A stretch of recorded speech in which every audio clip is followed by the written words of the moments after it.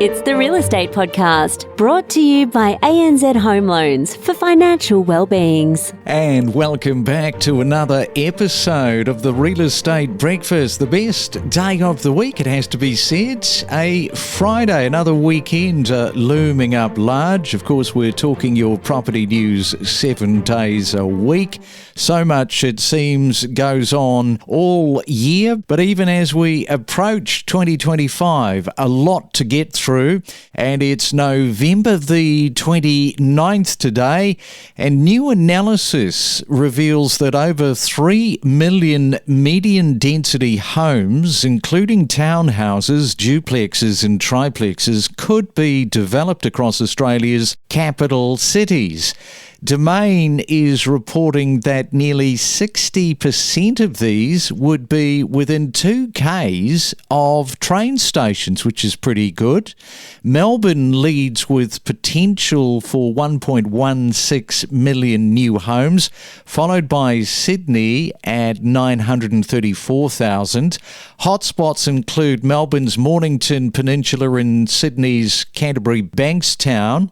So based on the current zoning and available sites, the report highlights a significant opportunity to address housing demand through strategic urban development. It's a good subject on our Friday morning, and we're going to catch up with the Australian Institute senior economist, Matt Grudnoff. Good morning, Matt. Welcome into the Real Estate Breakfast. Good to have you on. Good morning. Thank you very much for talking with me. A very, very big subject, this one, median density potential. As I say, the research highlights the opportunity for median density housing. What are your thoughts from an economist's view on its feasibility, and do you see it making a significant dent in the housing supply issue? Yeah, look, I mean, absolutely. In order to make housing more affordable, increasing supply is important. But just sort of spreading our cities out and making them ever larger is not really the solution. People want houses close to where they live, they work, and they want to live their lives. Densification in our sort of middle ring suburbs has huge potential for increasing supply of housing in this country. So it's really that supply and demand issue, and such a big one that we keep talking about, it seems now, for a number of years, but that's kind of the crux of it. Yeah, absolutely. So if you want to make housing more affordable, you can either increase the supply through, say, densification, or you can decrease demand. Now, a lot of people think that the huge problem with, or the reason that housing has become much less affordable is because supply hasn't kept up with demand. But we know that over the last 10 years, the population has increased by 16%, but the number of dwellings has grown by 20%. That is, demand is not keeping up with supply. We are building enough houses to keep up with the demand for houses. The problem is that over this same period, we've had a new form of demand jump into the market, and that's investment demand for property. That is, we've had a lot of investors want to get into the market, driven largely by tax concessions like negative gearing and the capital gains tax discount, and they've walked into the market and bid up the price because investing in property is such a tax-effective way to make money. Having a look at the government versus the private sector, the private developers face these challenges in making median density projects profitable. What do you think? Should the government step in to fill the gap to potentially scale up affordable housing projects? Yeah, absolutely. So that's another big change over kind of decades, has been that the government used to, when housing was affordable, if you go back to the sort of 50s, 60s, 70s and into the 80s, government had a big role in housing. They built a lot of houses. They provided a lot of low-cost housing. We know that around the world, if we look around the world, countries that do have affordable housing all have one thing in common, and that is they have a big role for government in the housing sector. So if we look at other countries like Singapore, for example, Singapore will supply young Singapore families with an apartment. Obviously in Singapore it's all apartment because they have such little land. but they build high-rise buildings and they'll sell Singapore couples a house basically at cost. Now, if a Singapore couple buys that house, they can't then on-sell it to the private market. They've got to sell it back into the same scheme. So it's not a system where they can make a big capital gain, but it does supply them with housing. And because of that, they have very affordable housing in Singapore. Now, we've talked about that before, and, you get these governmental trips that head off to places like Singapore, they go off to, I think it's Norway, Sweden, they look at what they're doing. A lot of talking. Is there too much talking, not enough action? Is that what is going on? Absolutely. So this is a topic that I think Australians are becoming increasingly concerned and frustrated about as this becomes a bigger and bigger crisis. And one of the problems we have is we have politicians who like to talk about how they're concerned and worried about housing affordability, but neither side of politics has actually put up policies that make real differences and are making housing more affordable. And so consequently, year on year, housing is becoming less affordable, not more affordable. Yeah, the old lip service from the politicians. I have to say that with this Domain report, the fact that nearly 60% of what they're talking about would be within this 2 Ks of a train station, that's fantastic, sort of hooking into the infrastructure. Yeah, and that's very, very important. There's no point releasing land or new housing if it's nowhere near where people want to live, or they just don't have the social infrastructure, the transport infrastructure close to hand. And there is plenty of land. I mean, Australia is a big country. I mean, as I said, Singapore can afford to provide affordable housing with such a tiny land mass.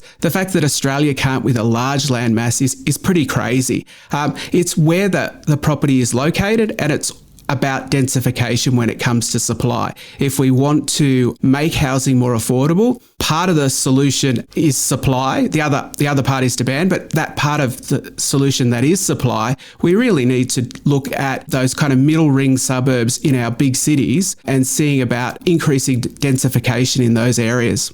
All right, well, great stuff, Matt. Thanks for jumping on the call this morning and giving us your thoughts there from the Australian Institute. Appreciate that, and enjoy your Friday heading into a weekend. Thank you very much for chatting with me.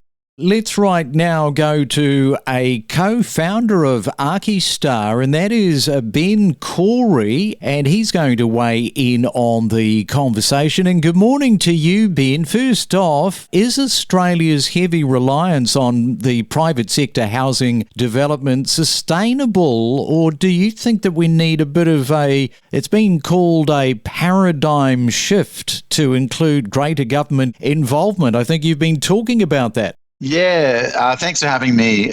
On this point, I think Australia's always been very suitable for development, and the market conditions over the last decade or so has been good for that. But more recently, it's been getting trickier to get developments underway. So with the market where it's at, it would be very useful to have a bit of a paradigm shift here where the government can support development to get them out of the ground quicker, because it is becoming increasingly difficult to make these projects feasible. We're in a housing crisis. We need to get these developments out the door. So any assistance to help make these more feasible is certainly going to be helpful.